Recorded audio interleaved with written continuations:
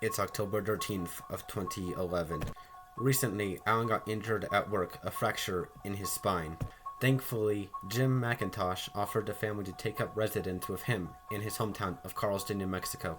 Carlston is a strange place. It has a long history, most of which is rooted in the darker aspects of life. For being a small town, it has a concerning number of serial killers that have resided there. The latest in its cryptids is the Wendigo wolf, or more commonly known as either the Carnage or the Wendigo of the South. He had a dream that he now says would tie into what happened later. Turning to the right, he sees two pairs of teeth, one sharp pair and one human-like pair, and as soon as he sees the teeth, they clamp down on his head, locking him in. It's been 10 days since the family moved in with Jim, and in those 10 days things have settled a bit. Jake saw the old house, the one Grandpa had always told him to stay away from.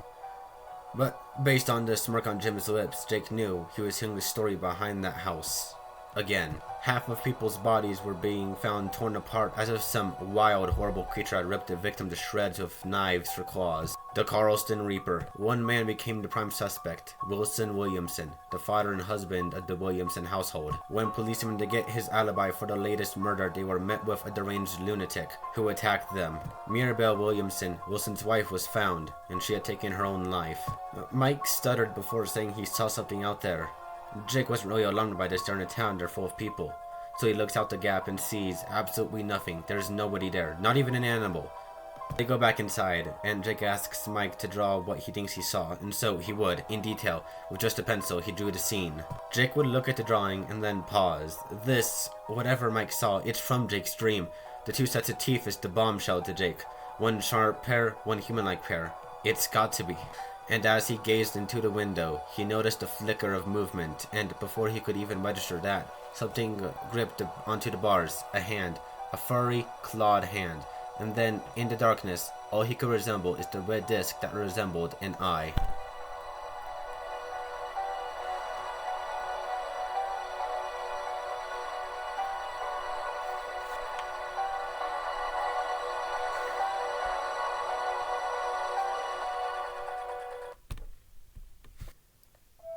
Jim sat in the old-style rocking chair in his living room. He usually did for late nights like this. There was just something about foggy, rainy nights that he took comfort in, and with nothing but the glow of the television and a single candle illuminating the room, the comfort was in full swing.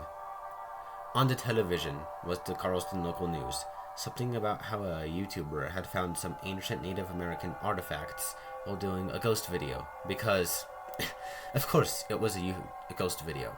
The paranormal is most of Carlston's tourist drive anymore. Who knew Texans loved ghosts so much?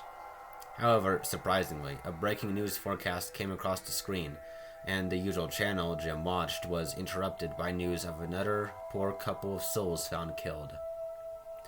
A group of 3 teenagers had gone missing for 2 days now, and here they are. Poor bastards ran into what the news call a pack of half-starved mountain lions due to most of their prey being poached, and then the conspiracy theorists call it another Wendigo attack, even though Wendigos are from the north. Nevertheless, the 3 teens were found half-eaten. Jim shook his head and put his hands together in prayer for the departed. It feels like every weekend someone gets killed, or every 3 days someone goes missing. Suddenly, there's a loud noise near the back of the house, something heavy falling over.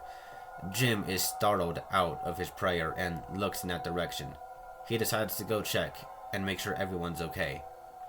He grabs the candle on the platter and heads in that direction, opening the door to the right, Jake and Mike's bedroom, with the bunk bed. In there, it seems as if Jake fell from his bunk, the top bunk, and was startled when Jim walked in. Mike was still asleep. Jim went over to make sure that Jake was okay, and Jake told him that he saw something outside, and by the way he was visibly shaking, Jim knew it unsettled him. So he looked out the window, at the foot of Jake's bed, where this thing he saw apparently was. And there is nothing. Jim checks around to the best of his ability, but nobody is out there, and so he tells as much to Jake, who finds it hard to believe and insists that he saw something. Mike saw something the other day, the dream he had on the way here. Jim can't help but accommodate this to the Wendigo that's supposedly in Carlston, but he doesn't let it get ahead of himself. He assures Jake that it's all in his mind, playing tricks on him, and tells him how sometimes, when looking at the Williamson house, Jim's own mind plays with him as well. And that seems to assure Jake somewhat, but Jim can tell that he's still on edge, very much so. Meanwhile, across the hallway, Alan stirs awake. He blinks as sleep escapes him, and he sits up. He feels like he's being watched, like someone or something is somewhere nearby. But he chalks it up to the neighbor's cat, who seems to have an affinity for peeking through the windows, probably looking for a treat or something. Alan decides to make the most of his situation and grab a midnight snack from the kitchen, since in the daytime the kids steal all the snacks. First, he gets on his back brace, following procedure from the doctor's advice due to the fracture in his spine. Getting up, he walks quietly over to the kitchen, unknowing of the situation going on with Jake. There, he digs through the cabinets before finding a donut and chowing down on it. He notices the TV is still on and figures Jim went to the bathroom or something, so he watches the broadcast. It's still talking about the details of the three teens being found savagely ripped apart and seemingly eaten. Apparently, a young girl, one of the boy's younger sisters, survived the encounter and gave officials a drawing of what she saw kill her older brother. Just as Alan was looking at the drawing on television, he hears a knock at the door. 3 heavy taps. This startles him, and he looks over to the door, a chunk of donut in his mouth. Just then, there are 3 more. Except now, harder and quicker. Alan gets a bad feeling about this, so instead of opening it, he looks through the window to the left of it, trying to see who's out there. Nobody is out there. Nothing. Except the neighbor's cat, curled up at the doorstep. Alan, seeing the cat there, chuckles. Maybe the neighbor's kids are trying something here, so he decides to amuse them. Stepping outside, having finished his donut, he feels the light rain battering on his face. And it's nice. Alan's come to try and appreciate the good things in life, even if it's minimal. He pretends to look around before his eyes land on the cat, still curled up, unmoving, like it's asleep. Alan, kind of expecting the cat to get up and, do something by now, is a bit put off, but shakes his head and picks up the cat. However, after turning it around, he realizes there's no head. The cat is missing its head. Part of its spine is sticking out. Just as he makes this realization, something falls from the ground from the roof. The cat's head. And as he is processing this, a clawed hand snaps down on his face, muffling him as a single clawed finger pierces his throat and lifts him from the ground.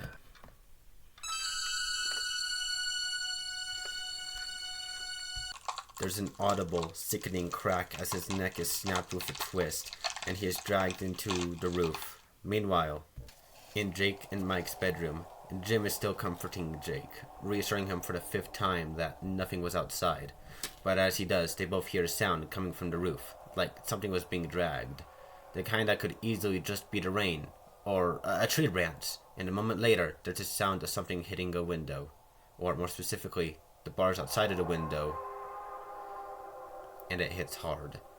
Both pause before Jim goes to look, and to his horror, he sees a person, but not just any person, but Alan, his son, dead, and being hung by his own intestines, ripped from his stomach and wrapped around his neck. Jim recoils, taking a second to process, staring in absolute fear. Something, or someone, killed his son. It doesn't feel real. He snaps out of this before waking Mike and getting both him and Jake out of the room and rushing them both to his own bedroom, where he has all the windows blocked off. He tells them to both stay in there, and he goes to make sure every possible entry into the house is locked. Grabbing his shotgun and going through the house, locking everything down. First the front door, then the windows to the sides, then the windows in the 2 other bedrooms, and finally the back door. But as he gets to the back door, he senses something and realizes his dog, Mitzi, is still out there, and he sees her cowering in her doghouse, barely visible. He makes a decision and decides to try and get her in the house. Unlocking the door and calling her name, a rush of rain pounding harder than before as he tries to call out his dog and get her inside. However, to his horror, a lightning strike illuminates the area for a split second. He sees a figure looming by the fence, and another lightning strike illuminates the same figure closing in on Mitzi's doghouse. There's a sound of her barking. However, to Jim's horror and shock, a yelp rings out as it goes quiet.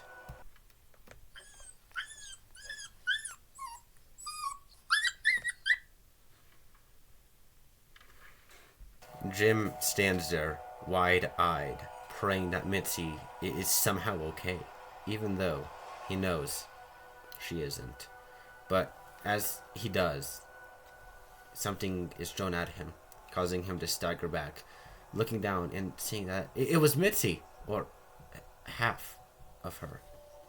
Another lightning strike illuminates a figure standing a couple feet away.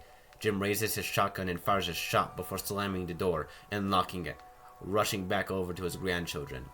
Coming in and seeing that they are both okay, but scared, he reassures them both that it will be okay. The animal, or whatever it is out there, is not going to get in. Nobody else will get hurt. But as he says this, the two boys look in horror as a shadow of something is illuminated through the blinds of the window by a lightning strike. Jim's unaware of it, but notices their gazes. Looking back, there's a split second of realization before a clawed, furry, and bloody hand rips through the glass, sending the sharp shards flying across the room. And it starts grabbing at the air, latching onto Jim's pillow and slicing it with its sharp claws, before tossing it and retreating. However, the sound of bending metal bars start to echo through the room. The realization that whatever this is bending the metal bars sends Jim flying up. He raises his shotgun, sticking the barrel through the shattered glass, and he fires multiple shots, driving this thing off, and he looks through the gap, seeing nothing. But as his gaze lingers, a clawed, furry hand thrusts out and latches around his throat, claws digging into his skin as it pounds his face against the bars repeatedly. Jake and Mike watching in horror before the hand lets go, and their grandfather falls limp, his face a bloody and beat-up mess. His dead eyes lock onto them, as if some consciousness was still there, before they roll back into his head.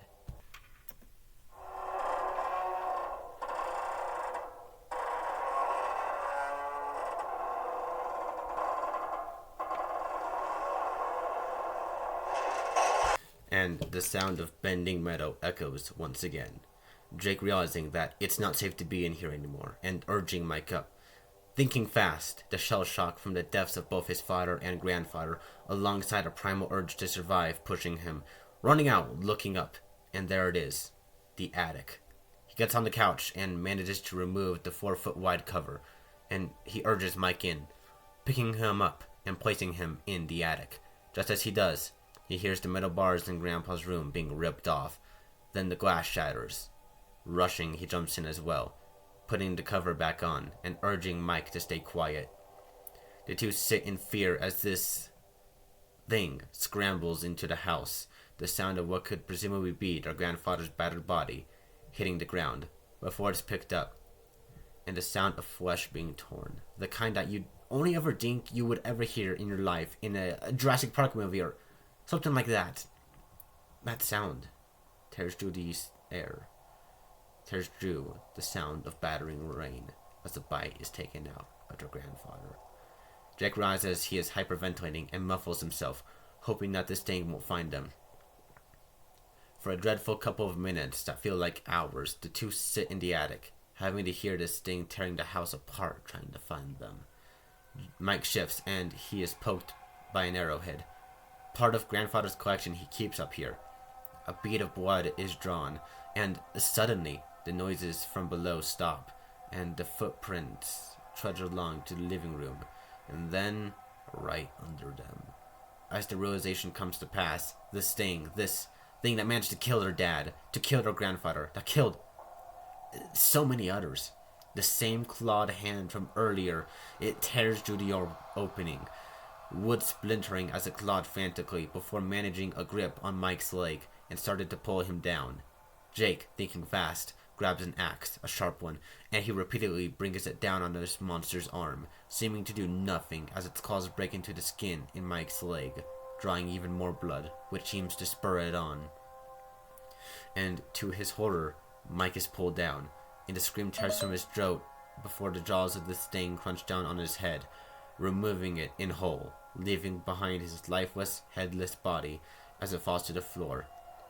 What a coincidence that I get the low battery sound effect, as this child in my story is currently having his life quite literally being brought to an end. It's some dark humor. I love it. Back to the story. Jake is mortified beyond belief. His little brother, Mike, is gone. This feels the earlier shell shock, and he staggers away, crawling back, before the hand reaches back up and planting itself into the wooden beam in the floor of the attic, and then its second arm comes up, and it pulls itself in, revealing its face. Its horrible, terrifying face. It's not human. It's like a wolf, but wrong. Its teeth are yellow and uneven, jagged, with an almost plastic-like texture to them. There are openings in its head, with the glint of a skull, or something of the like, visible through its fur. There's a split down the middle of its head, 2 long pointed ears sticking up, a second row of human-like teeth, and 2 red eyes, shaped like discs in the blackness of the pupils and the surrounding gaze. Jake is stunned by fear before this thing begins to crawl its way further into the attic.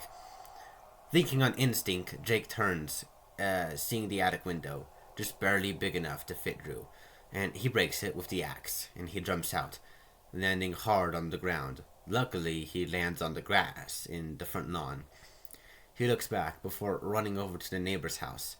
As he does, he hears wood splintering, presumably the front door of the house. He gets over to the neighbors and knocks frantically, hoping someone will answer before the door. But despite the ungodly hour. To his horror, a lightning strike illuminates the wolf creature for a split second, out of the house and gaining on him. So he abandons the attempt at saving and runs further, barefoot and drenched.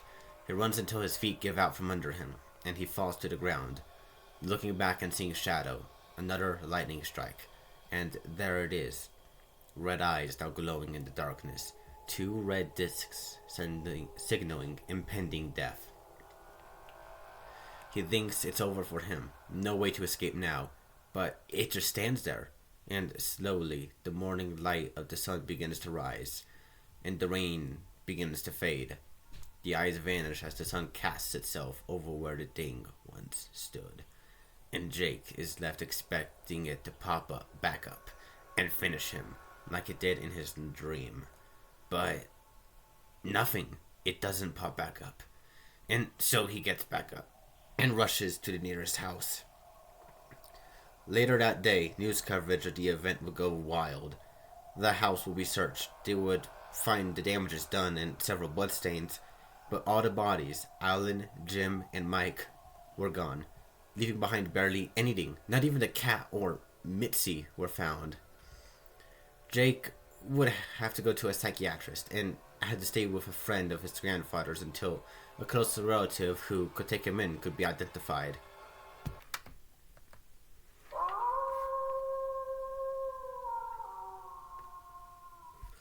November 3rd, 2011. Jake was traumatized by the events of that night on October 23rd. His dad, his brother, his grandfather, all gone. But maybe, just maybe, everything would be okay. It's gone now. He's safe. And as the grandfather's friend made the drive over to Ruidoso, where the family friend resided, that feeling finally settled, at least loosely. He still grieved his losses.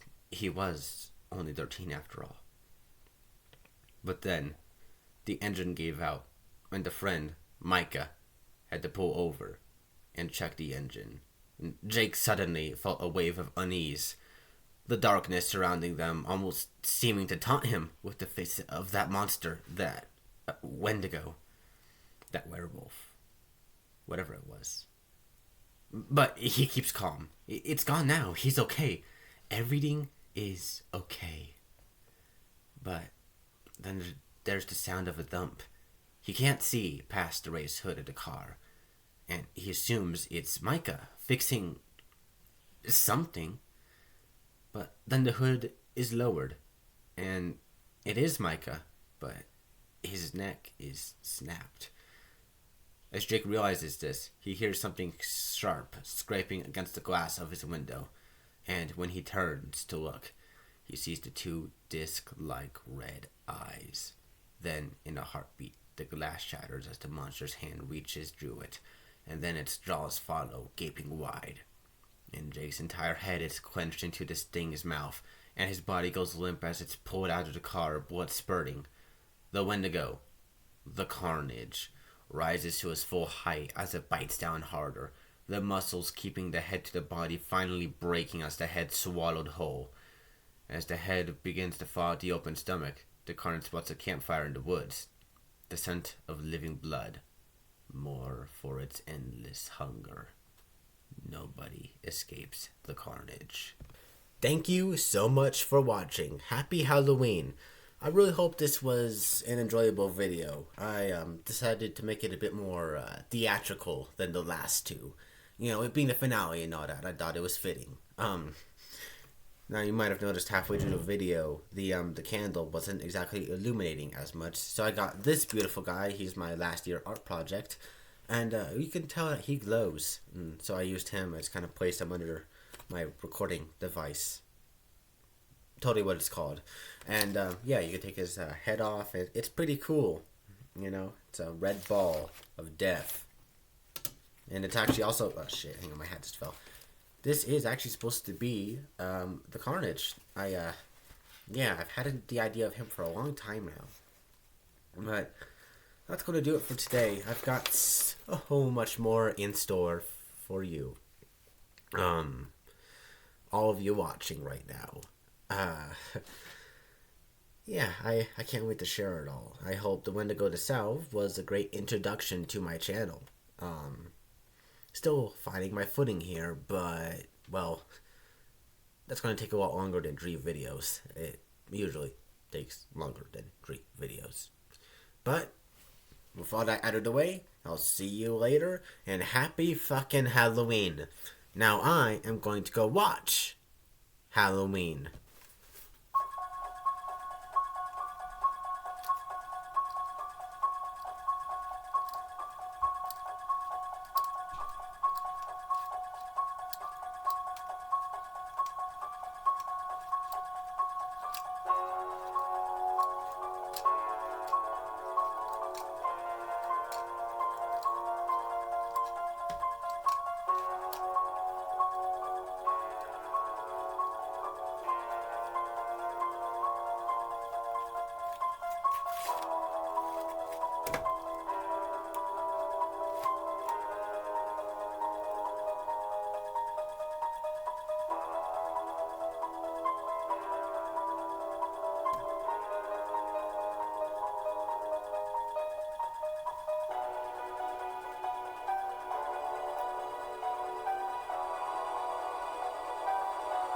Turn that shit up.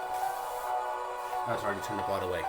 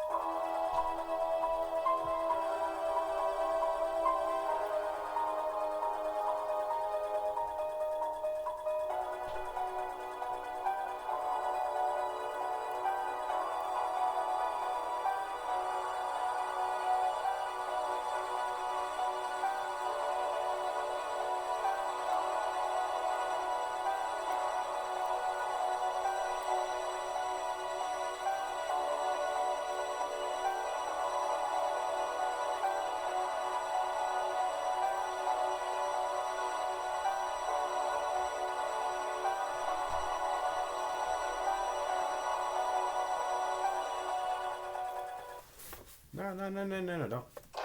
Okay, that's all we need.